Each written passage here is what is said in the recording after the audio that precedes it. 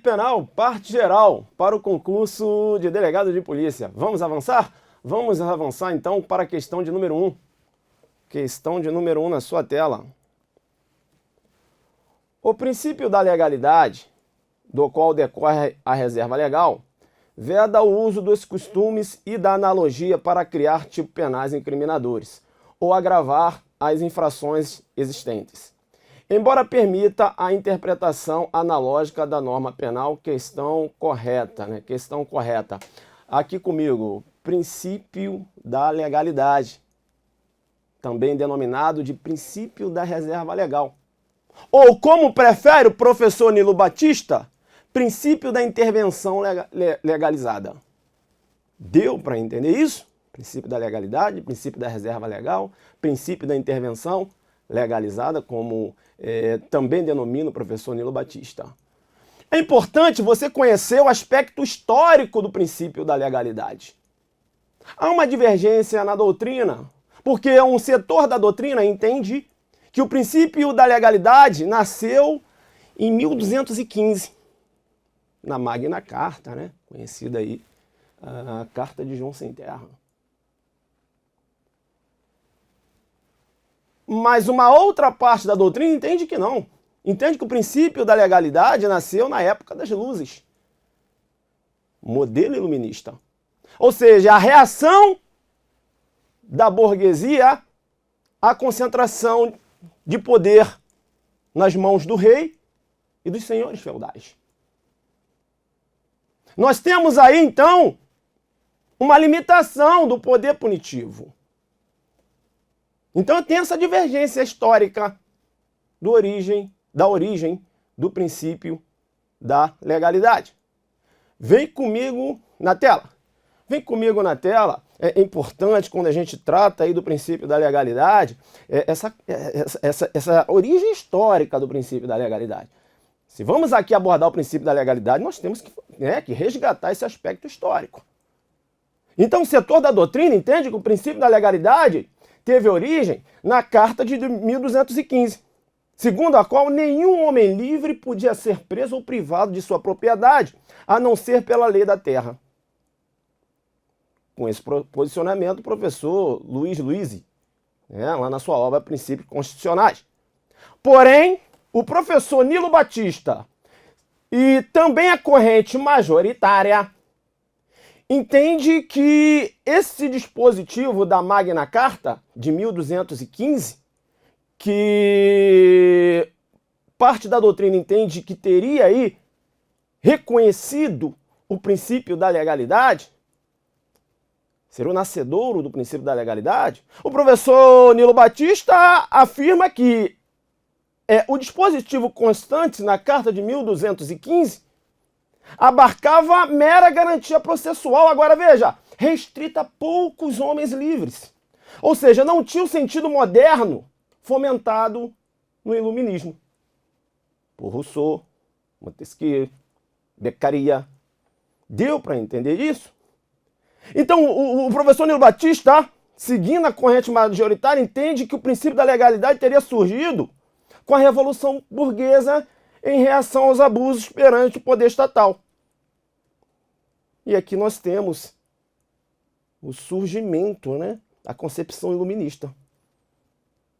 E esse princípio da legalidade, ele figurava a um só tempo como garantia do indivíduo perante o poder estatal e também demarcava este mesmo poder como espaço exclusivo da coerção penal. Essa é a posição do Nilo Batista, aqui comigo. Então você observou que tem uma divergência na doutrina acerca da origem do princípio da legalidade. Tranquilo? Continua aqui comigo. Vem na tela. Vem na tela porque, veja, o princípio da legalidade, norma fundamental do Estado de Direito, ele também foi escrito na Declaração Universal de Direitos do Homem e do Cidadão, de 1789, como bem cita o professor Juarez Cirino. A primeira legislação penal, na visão do professor Juarez Cirino, a abarcar o princípio da legalidade, foi o Código Penal de Bavária, ou como alguns preferem denominar, essa é a forma latina, né? Mas se você pega alguns outros manuais, ele menciona Bavéria, ok? Essa aqui seria a forma latina. E o professor Juarez Cirino entende que o Código Penal de Bavária, 1813, teria aí abarcado o princípio da legalidade, generalizando por todas as legislações penais ocidentais sob a fórmula latina do nullum crimen nullum poena sine lege. Nullum crimen nullum poena sine lege. Aqui comigo. Quem deu esse cunho, né? Quem cunhou essa forma latina foi o grande jurista alemão, von Feuerbach. Ele que deu essa roupagem latina ao princípio da legalidade. Von Feuerbach. Vem comigo na tela.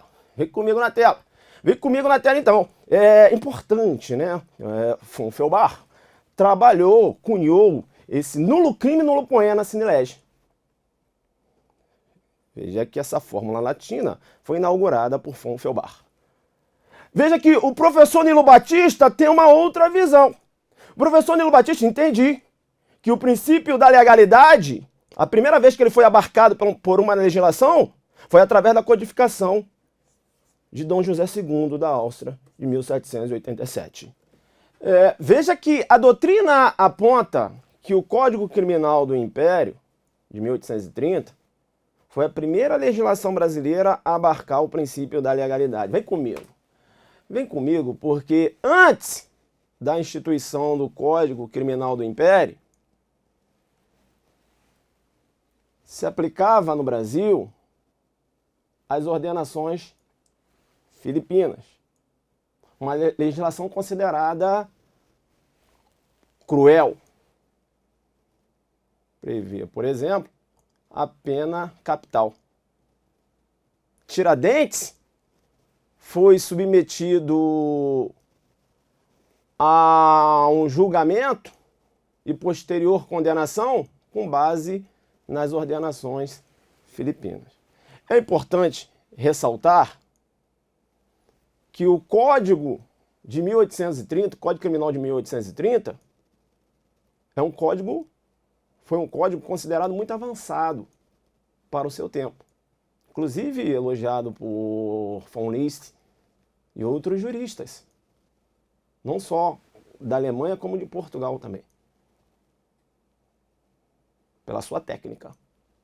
Tobias Barreto figurava como um dos principais, ou principal, eu diria, jurista e também penalista brasileiro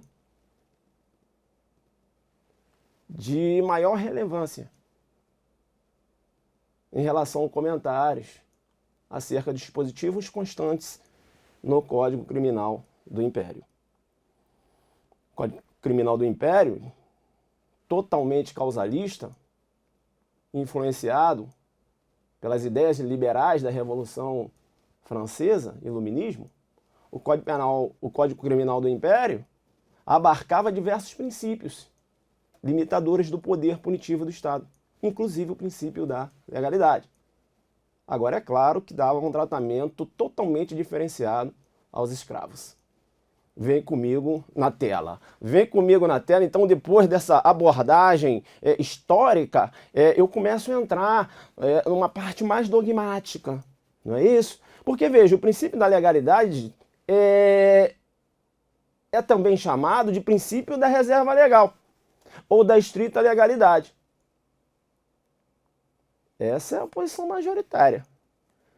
Porém, eu chamo sua atenção por quê? Porque eu tenho parte da doutrina que faz a diferença entre princípio da reserva legal e princípio da legalidade. Parte da doutrina entende que há uma diferença. Ora, o princípio da reserva legal se encontra positivado no artigo 1º e no artigo 5º. Artigo 1º do Código Penal e artigo 5º da Constituição Federal, inciso 39. Por sua vez, o princípio da legalidade abarca todas as espécies normativas constantes lá do artigo 59 da Constituição Federal. Entre elas, decretos legislativos, resoluções, medidas provisórias. Então, aqui comigo, setor da doutrina entende que há uma diferença entre o princípio da legalidade e o princípio da reserva legal. Então, cuidado na sua prova. Porque, vamos supor que o examinador coloca a fórmula latina do princípio da legalidade, construída por Feuerbach, isso, agora sim. Nullum crimen, nullum poena sine lege. E entre as alternativas, está lá, princípio da legalidade, princípio da reserva legal. Opa, aí você não marca princípio da legalidade, marca princípio da reserva legal. Por quê? Porque esse examinador ele faz a diferença entre o princípio da legalidade e o princípio da reserva legal. Isso é minoritário, tá? Tanto é que essa questão que nós resolvemos agora, delegado de Minas Gerais, simplesmente o examinador entendeu que o princípio da reserva da legalidade, né, ele fala do qual decorre a reserva legal, ou seja, uma fusão, na verdade. É sinônimo. Esse é o posicionamento majoritário, uma fusão. O princípio da legalidade e reserva legal decorre da reserva legal, o princípio da legalidade também é chamado de princípio da reserva legal. Então fica esperto aí, porque se o seu examinador ele elabora uma questão com essa diferença, e aí você tem que marcar o princípio da reserva legal e não da legalidade. Vem comigo na tela. Agora a gente começa a avançar. E eu tinha falado com o professor Nilo Batista, também denomina o princípio da legalidade de princípio da intervenção legalizada. Princípio da intervenção legalizada, o professor Nilo Batista trabalha no seu livro, né, a Introdução Crítica ao Direito Penal, ele também chama o princípio da legalidade de princípio da intervenção legalizada. Importante ainda, o artigo 1º do Código Penal, ele abarca dois princípios, conjuga dois princípios, o princípio da legalidade e o princípio da anterioridade da lei penal. Não há crime sem lei anterior que o defina, não há pena sem prévia combinação legal. De igual modo, o artigo 5º e o inciso 39 da Constituição Federal menciona que não há crime sem lei anterior que o defina, nem pena sem prévia combinação legal. Ou seja, o artigo 5º, inciso 39 da Constituição Federal também abarca o princípio da legalidade. E como o princípio da legalidade está localizado aqui no bojo do artigo 5º da Constituição Federal, o princípio da legalidade se manifesta, se apresenta como cláusula pétrea. Eu não posso ter uma emenda constitucional retirando a redação do inciso 39 do bojo do artigo 5º, porque constitui cláusula pétrea. É importante ainda mencionar que somente a lei, em decorrência do princípio da legalidade, somente a lei em sentido estrito pode criar crimes ou contravenções penais, estabelecer as respectivas sanções penais. E quando eu falo de sanção penal, eu tenho pena e medida de segurança. Então fica ligado, porque a medida de segurança também se submete ao princípio da legalidade, porque tem a natureza jurídica de sanção penal. Deu para entender? E a gente avança. Por quê? Porque o artigo 62, parágrafo 1º da Constituição Federal veda a edição de medidas provisórias sobre matéria penal. Mas aqui comigo, muito embora haja essa vedação, essa previsão da vedação da edição de medidas provisórias em matéria penal, nós temos precedentes do STF entendendo pela possibilidade de edição de medida provisória em matéria penal desde que seja em benefício do réu. Deu para entender? Favorei? Esse é o posicionamento do STF. Mas a regra é a vedação de edição de medidas provisórias em relação à matéria penal. Vem comigo na tela. Vem comigo na tela, então, é importante, né? Imoralidade versus legalidade. Aqui comigo. A imoralidade, ela não há fusão entre imoralidade e legalidade. Não é porque um ato é imoral que esse ato vai se apresentar como ilegal. A prostituição é imoral, mas não é ilegal. Inclusive, eu cito um exemplo dessa visão externada pelo STJ. Uma prostituta contratada para serviços sexuais, após acordado o valor com o suposto cliente, após o programa, após a relação sexual, o cliente simplesmente se negou a realizar o pagamento. Ela lançou mão de uma faca e exigiu o veículo do cliente como, como um fator compensatório dos seus serviços sexuais.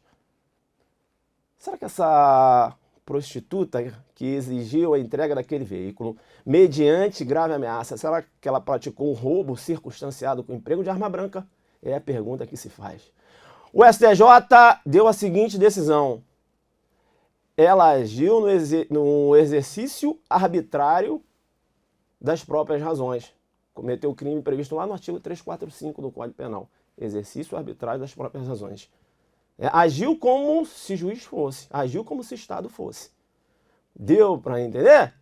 Então, é imoral, mas não é ilegal. Com essa decisão do STJ, essa prostituta ela poderia ter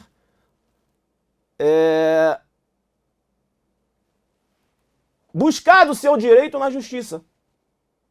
Professor, o direito de receber pelo serviço prestado. Mas, professor, mas foi um serviço sexual, sim. Pode até ser considerado imoral, mas não é ilegal. Deu para entender? O direito ele não pode se afastar de acobertar essa demanda. Deu para entender isso? Isso é importante. Professor, agora um contexto muito interessante, porque eu gosto, porque você faz um link, né? Porque eu estou aqui pensando, e esse cliente praticou algum crime? A meu ver, quando ele induz a vítima a erro, falando que vai realizar o pagamento quando não realiza, e a intenção é ter, saciar sua lascívia, né? Através de um ato sexual, eu tenho, a meu ver, o denominado estelionato sexual. Eu tenho aí o delito de violação sexual mediante fraude. Ok? Que o setor da doutrina gosta de denominar de estelionato sexual. Mas é violação sexual mediante fraude. Né? Eu não tenho crime aí contra o patrimônio, muito embora, entre aspas, tenha essa denominação. Vem comigo na telona. Vem comigo na telona. Vem comigo na telona. Vedação, não vou aprofundar. O curso aqui é assim. Eu estou resolvendo apenas uma questão. Não me interessa quanto tempo eu vou passar aqui. O curso aqui, a pegada é essa. Eu não vim aqui para ensinar o básico. Princípio da legalidade. Vedação à retroatividade maléfica da lei penal. Vedação ao costume incriminador. Analogia em malam partem. Vem comigo. Vem comigo. Vem comigo por quê? Porque o professor Juarez Cirino e o professor Nilo Batista sustentam na possibilidade da aplicabilidade dos costumes em favor do réu. Ou seja, o princípio da legalidade não vedaria o uso dos costumes em favor do réu. Esse é o posicionamento do Nilo Batista e professor Juarez Cirino. É o majoritário? Não. O majoritário entende que os costumes não podem figurar como fonte de direito penal, nem em favor do réu. Deu para entender? Importante essa colocação. Vem comigo na tela. Vem comigo na tela. E aí, né, chegando aqui no final da questão, porque aqui sim fala da interpretação analógica, e a questão trata acerca da interpretação analógica. É importante ainda que, com fundamento no princípio da legalidade, a lei penal ela deve ser taxativa, precisa e determinada. Vedação tipo penal aberto aqui comigo. Vedação tipo penal aberto, também chamado de indeterminado. O tipo penal deve ser fechado. Professor, e os delitos culposos? Setor da doutrina entende que os delitos culposos são exemplos de tipo aberto. Por quê? Porque o legislador ele não tem como descrever todas as formas de imprudência, negligência ou imperícia. Deu para entender? Então, o setor da doutrina entende que os tipos culposos são tipos penais abertos. Agora veja, será que ofenderia o princípio da legalidade? A doutrina se coloca de forma quase majoritária de que não há que se falar em ofensa ao princípio da legalidade, a previsão dos delitos culposos. Deu para entender? Ainda que o legislador não tenha, né, não tenha na criação do tipo, fechado totalmente o tipo. Por quê? Porque foge das raias do razoável. Não há que se entender que estaria uma concepção lógica. Como eu vou conseguir fechar todos os tipos culposos? Não tem como. Deu para entender? Como eu vou conseguir descrever todas as formas de imprudência, perícia e negligência? Não tem. Ok? Vem comigo na tela então. Vem comigo na tela. Aí sim, agora fechando a questão, em relação à interpretação analógica, porque a questão aqui menciona, professor, a questão menciona, eu volto aqui, essa é a nossa pegada, a questão menciona aqui, ó, que embora permita a interpretação analógica da norma penal, será que é possível a interpretação da interpretação analógica da norma penal, considerando o princípio da legalidade como um princípio limitador do poder punitivo do Estado? Você não pode fazer confusão. O princípio da legalidade veda a analogia. A analogia não é uma forma de interpretação da lei penal. A analogia é uma forma de integração da norma ao ordenamento jurídico. É uma forma de integração do ordenamento jurídico. Isso que eu queria falar, uma forma de integração do ordenamento jurídico. E a analogia só é admissível, somente admissível em bonam partem. Não há possibilidade de analogia em malam partem. Agora, a interpretação analógica tem um outro viés. É admitida em direito penal, inclusive em desfavor do agente, como bem menciona o professor Rogério Greco. Como a interpretação extensiva amplia o conteúdo da lei penal com a finalidade de nela abranger hipóteses não previstas expressamente pelo legislador, mas que por ele também tenha sido desejada, né? São as formas desejadas. Então, há uma fórmula causuística que servirá de norte ao aplicador da lei, seguida de uma fórmula geral. Professor, não entendi bem. Eu te dou um exemplo. Artigo 121, parágrafo 2º. Homicídio qualificado com emprego de veneno, fogo explosivo, asfixia, tortura ou outro meio insidioso. Eu vou pegar aqui, ó, esse meio insidioso aqui para te dar um exemplo. Aqui comigo. O que qualifica o homicídio é um meio insidioso. O veneno é um meio insidioso? Depende. Se a vítima não tem conhecimento que se trata de veneno, o veneno irá figurar como um meio insidioso. Porque se a vítima tem conhecimento que se trata de veneno e o agente força a vítima a ingerir aquele veneno, eu tenho um homicídio qualificado pelo meio cruel e não pelo meio insidioso. Deu para entender? Meio insidioso é aquele meio dissimulado. O veneno pode caracterizar meio insidioso? Sim.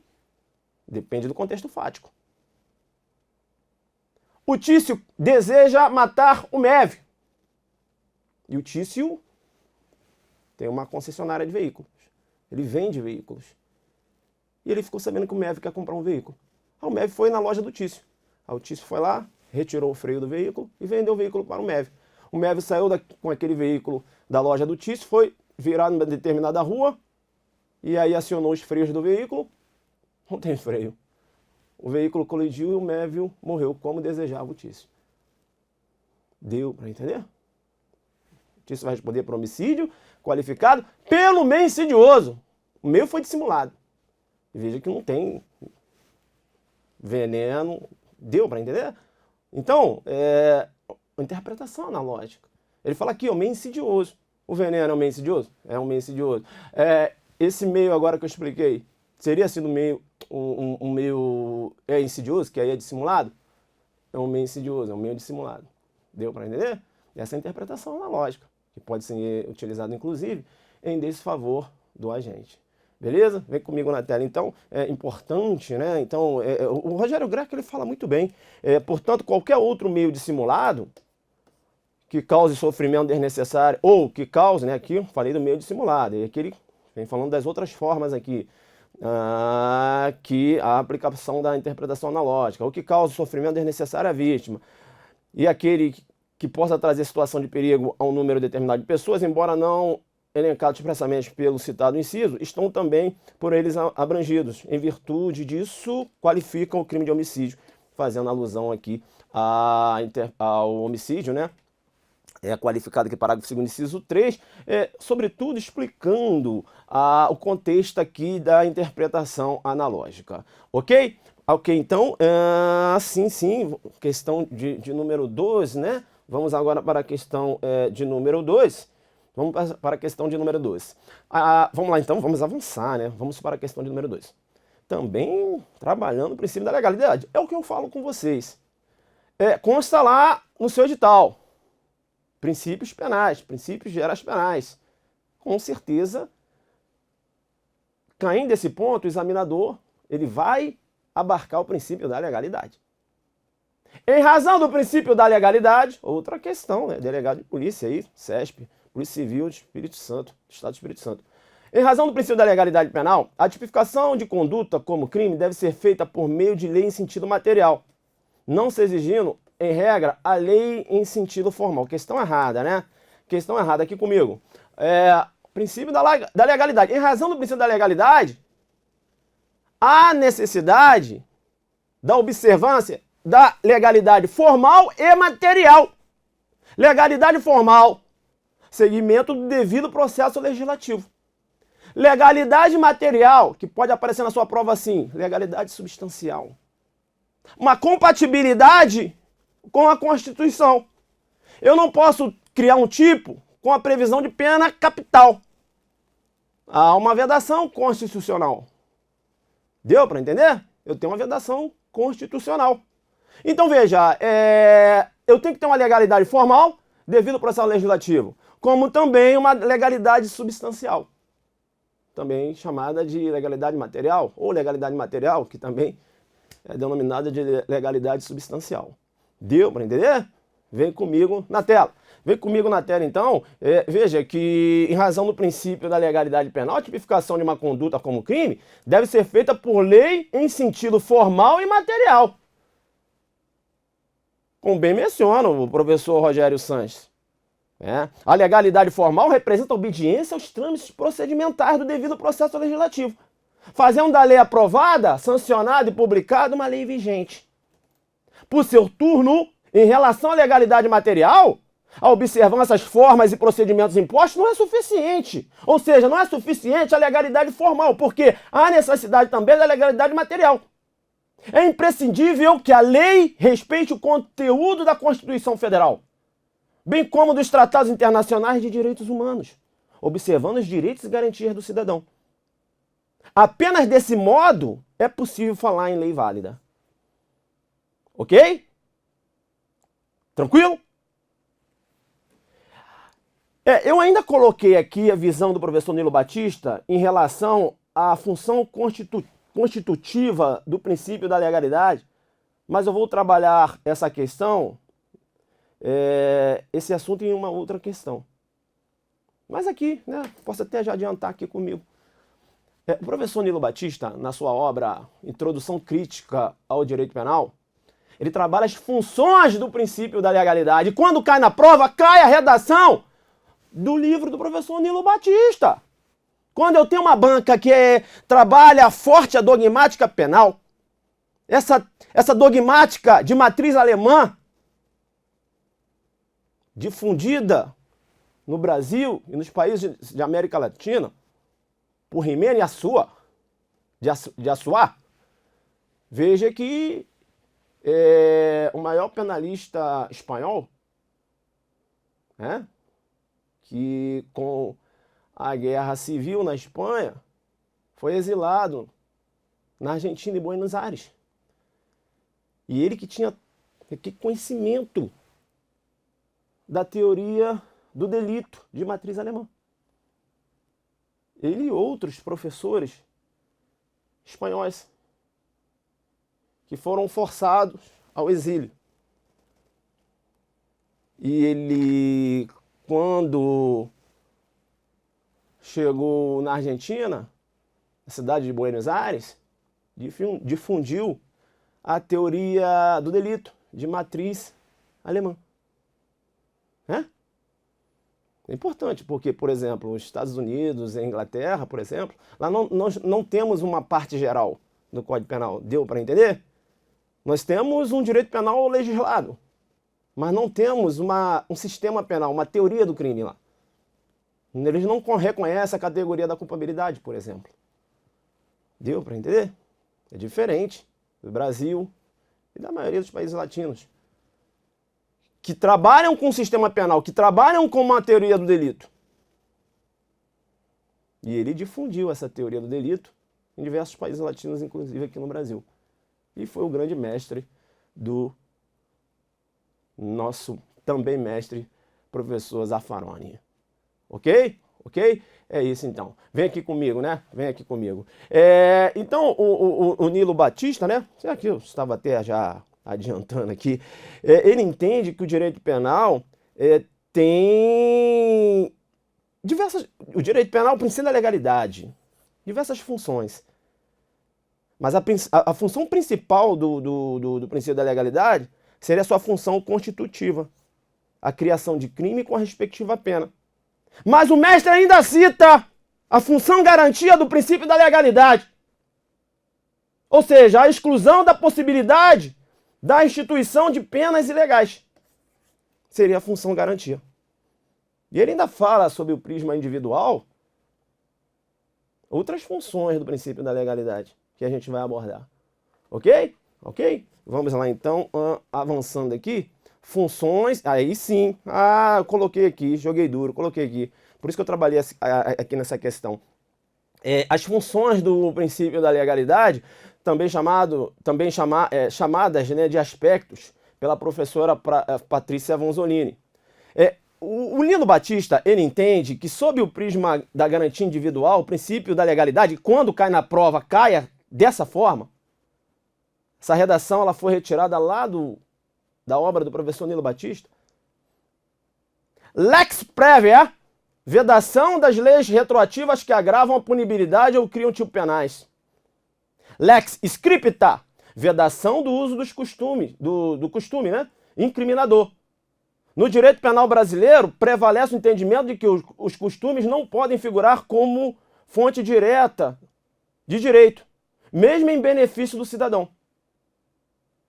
Portanto, a omissão de autoridade em reprimir determinados crimes ou contravenções não obsta para revogar, não obsta, né? Não basta, isso que eu queria falar.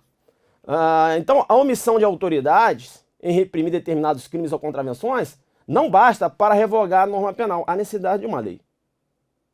E aqui eu coloquei aquele, né, que eu já tinha falado antes. O professor Juarez Cirino entende que o costume, né, os costumes, entende que há a possibilidade de aplicação desde que seja em benefício do agente. Ou seja, a possibilidade da aplicação do direito consuetudinário em benefício do agente. Professor Juarez Cirino e o Francisco de Assis Toledo também com essa pegada. Outra função do princípio da legalidade, lex certa, vedação da criação de tipos penais abertos ou indeterminados. E eu já tinha comentado antes, prevalece o entendimento que os tipos culposos não ofendem o princípio da legalidade. Lex stricta, vedação do uso da analogia em malam partem. Ok? Então, essas funções aqui, vistas sob o prisma da garantia individual, o professor Nilo Batista ele trabalha em sua obra. Lex prévia, lex scripta, lex certa, lex stricta. Ok? Ok? Então, é isso, né? Então, volta aqui, ó.